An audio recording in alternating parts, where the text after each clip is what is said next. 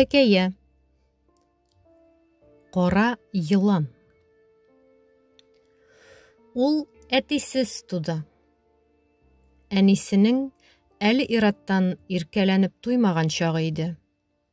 Ул бу баланы теләмәде. Теләмәсә дә табарга туры килде. Чөнки сөйрәлеп йөри торгач вакытын уздырды. Врачлар аңа алдыртырга соң икәнен әйттеләр. 9 ай буе анасы тарафыннан каргалган бала кыз булып туды.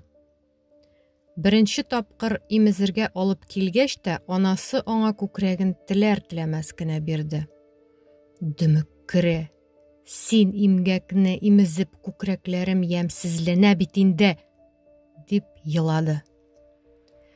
Ират халкына мөкиббән киткән, алар игътибарыннан башка яши алмаган хатын өчен кызы кирәкмәс йөк булды.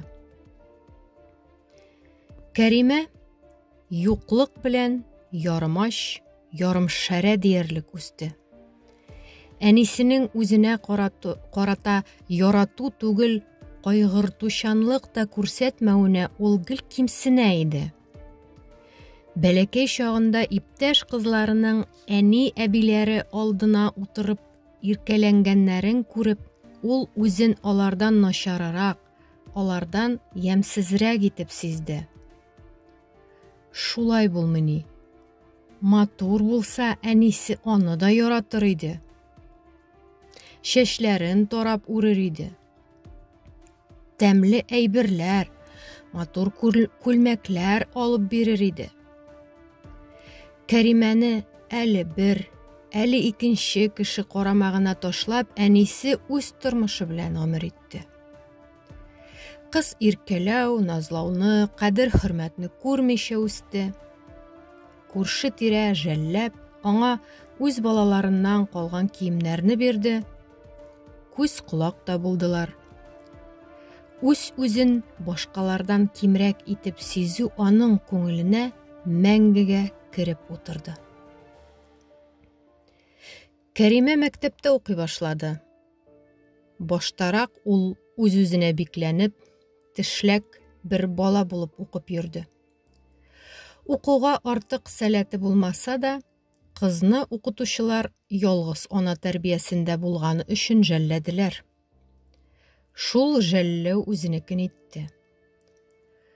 Күңелендә кичкенәдән тупланган үпкәне, кимсетүне чыгарыр, кеше алдында үзен үстерер өчен җай чыкты. Ул һәр вакыт укытучылар янында булганды. Кирәксә, кирәкмәсә дә, аларга булышып кыланды. Шул арада яхшы укыган, алдынгылар рәтендә йөргән классташларына нинди дә булса яла ягарга, пычрак атарга да өлгерде. Балаларның холыкларын аера белгән чын педагоглар Кәримәне бик тиз урынына утырттылар. Һәм ул тактиканы үзгәртеп, күбрәк директор тирәлегендә йөрүче, ялагай укытучылар янында сырпалана башлады. Бу өлкәдә ул зур уңышларга иреште. Кәримә 9 класста укый иде.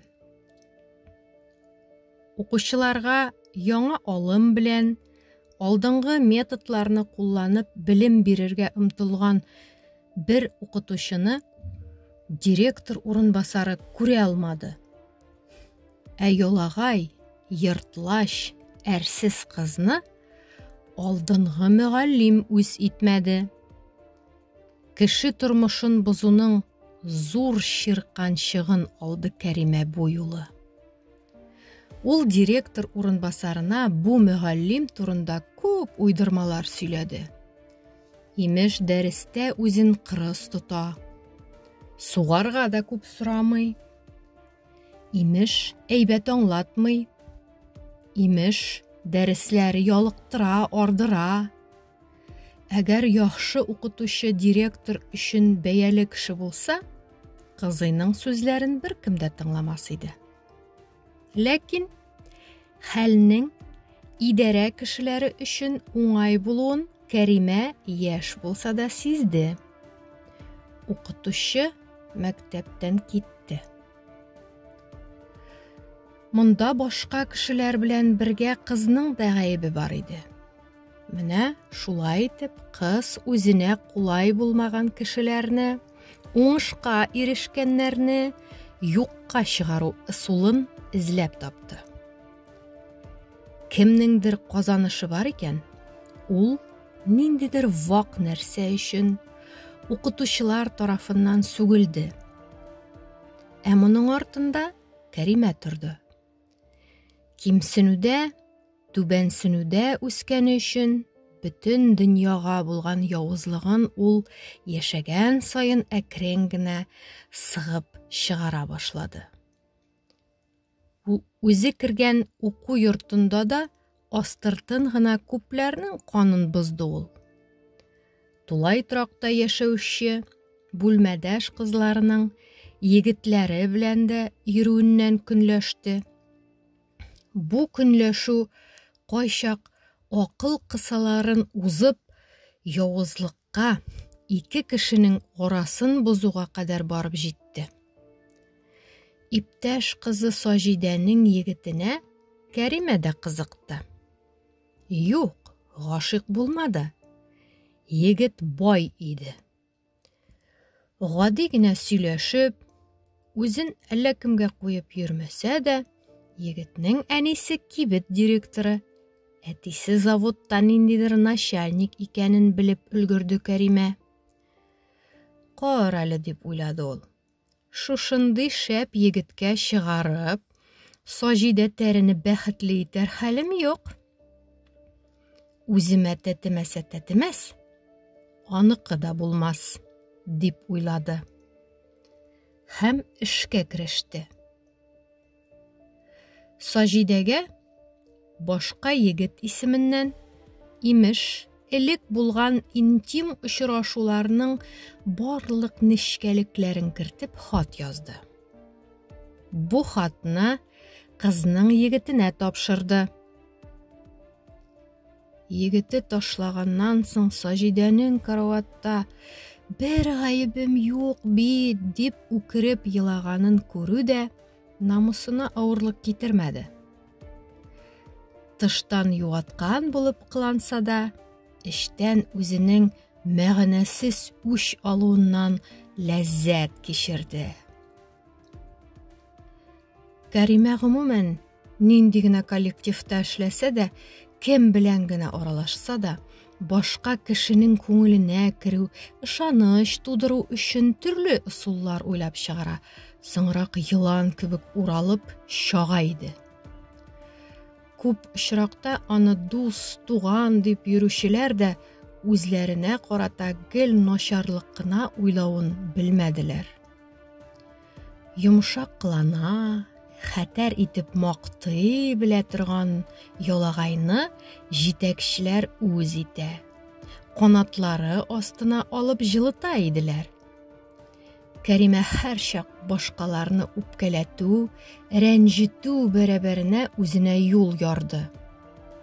Башка кыз белән йөргән егетне айырып алып үзенә өйләндертте. Башка кеше чиратына кереп фатир алды.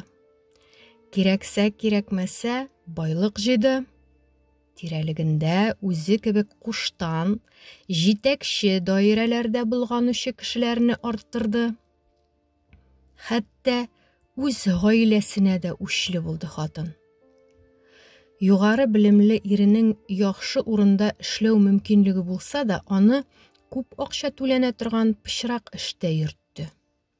Гаиләдә ирнең үзеннән югарырак рольдә булу мөмкинлеген калдырмады. Хәтта үз кызының матур киенүеннән, яшьлегеннән көнләште. Яхшы гына тормыш корып яши башлаган кызы белән кияүе арасына да керде ул. Юк, гаебен бар итеп кияүенә бәйләнде. Ник аңа сүз әйтмисең дип, кызын иренә каршы котыртты. Үзенекен итте. Кияү әбисенең сәбәпсез талкуына түзә алмады, аерылыштылар. Кыз Анасының юха йылан белән бер холкын кечкенәдән белгәнгә күрә, үз тормышының бозылуында аны гына гаепләде. Гаиләсе таркалгач, читкә чыгып китте. Гел басылып, изелеп яшәгән ир дә Кәримәне күрә алмый башлады. Эчүгә сабышты. Тик эче тулы явызлык, башкаларга карата начарлык кына булган хатын кара йылан булып яшәвен дәвам итте. Үз көчләре белән ниндидер югарылыкка күтәрелгән кешеләрне хурлау, астан чагу исәбенә әле күпләрнең канына тоз салып агуын чәчәчәк ул. Башка бер нигә дә сәләте булмаган Кәримә үз шәхесен раслауның шундый юлын сайлады.